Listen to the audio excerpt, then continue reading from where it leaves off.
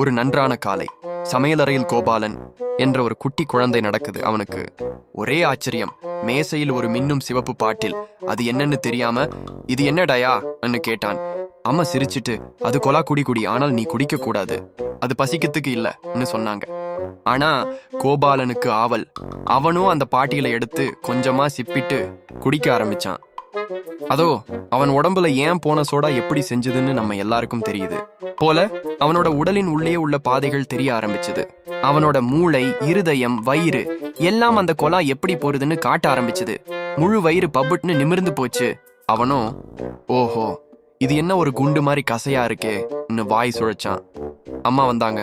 நான் சொன்னேனே குடிக்க கூடாதுன்னு சிரிச்சாங்க. அப்புறம் கோபாலன் ஒரு முடிவுக்கு வந்தான். நாளைக்கு முதல் சோடா இல்லை, வெறும் நீர்தான். அதுலதான் மழலை இருக்கே. கற்பனை மற்றும் அறிவியல் சேர்க்கை. இந்த கதையில் குழந்தைகள் சோடா போன்ற சர்க்கரை கலந்த பானங்களை அதிகமாக குடிப்பது எப்படி உடலை பாதிக்கலாம் என்பதை கற்பனையாகவும் சிரிப்போடு சேர்த்தும் காட்டுகிறது.